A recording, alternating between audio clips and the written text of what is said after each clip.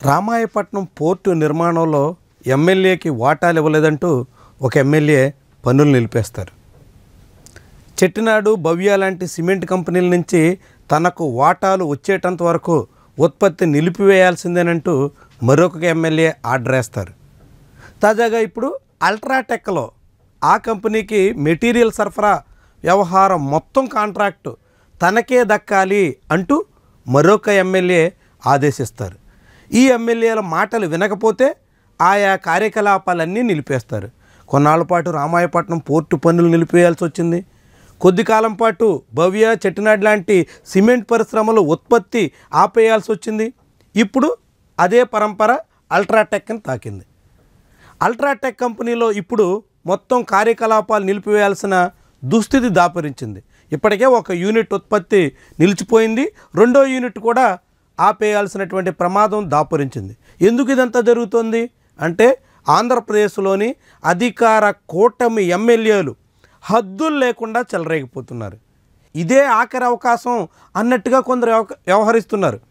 దొరికిందల్లా దోచుకోవాలి అన్న చందాన సాగుతున్నారు.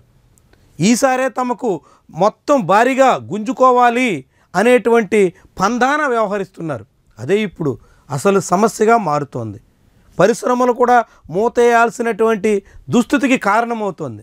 తాజాగా అల్ట్రాటెక్ కంపెనీలో మొత్తం కాంట్రాక్టులన్నీ తనకే ఇవ్వాలని జమ్మలమడుగు ఎమ్మెల్యే ఆదినారాయణ రెడ్డి జగడానికి కారణమయ్యారు.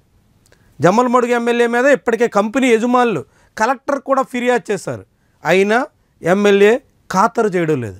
ఏకంగా ఆ కంపెనీకి రావాల్సినటువంటి ముడి సరుకు చేరకుండా ఒక మినీ బస్సుని అడ్డం పెట్టి మొత్తం ట్రాన్స్పోర్ట్ని నిలిపివేస్తున్నారు. దాంతో ఇన్పుట్స్ లేకపోవడంతో ముడి సరుకు లేక మొత్తం కంపెనీయే కార్యకలాపాలు నిలిపివేయాల్సినటువంటి దుస్థితి దాపురిస్తుంది. ఒకవైపేమో చంద్రబాబు, నారా లోకేష్, పవన్ కళ్యాణ్ ఆంధ్రప్రదేశ్కి భారీగా పరిశ్రమలు వస్తున్నాయి అని చెప్తుంటారు.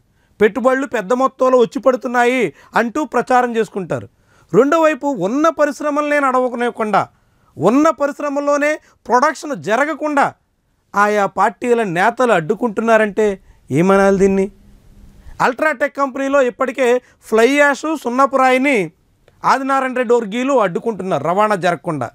ముడిసరుకు రవాణా మొత్తం కాంట్రాక్టు తమకే ఇవ్వాలి అన్నది వాళ్ళ డిమాండ్.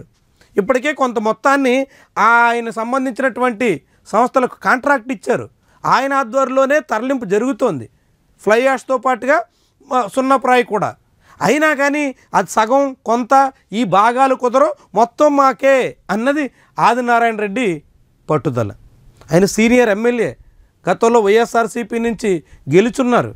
తెలుగుదేశం పార్టీ చంద్రబాబు పాలనలో మంత్రిగా కూడా పనిచేశారు. అలాంటి ఎమ్మెల్యే ఇప్పుడు రౌడీ యజానికి దిగినటువంటి తీరు చర్చనీయాంశం అవుతుంది. ఆంధ్రప్రదేశ్లో పాలక కూటమి నేతలు ఎంతగా చెలరేగిపోతున్నారో చాటుతోంది. ఈ రీతిన రాష్ట్రంలో వ్యవహారం సాగుతుంటే ఇక చంద్రబాబు చెబుతున్నట్టుగా పరిశ్రమల ఏర్పాటు ఎక్కడ? కొత్త ఇండస్ట్రియలిస్టులు ఎందుకు రాష్ట్రానికి వస్తారు?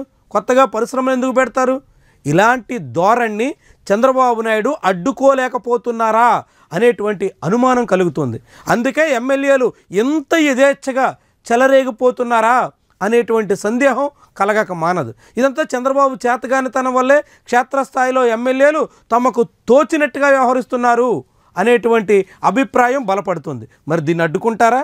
ఈ రీతిన ఎమ్మెల్యేలని ఏ నియోజకవర్గానికి ఆ నియోజకవర్గానికి ఏదో సామంతరాజుల మాదిరిగా వదిలేసి దొరికినదంతా దోచుకునేదానికి తగ్గట్టుగా వాళ్ళకి లైసెన్స్ ఇచ్చేసినటువంటి పద్ధతినే పాటిస్తారా?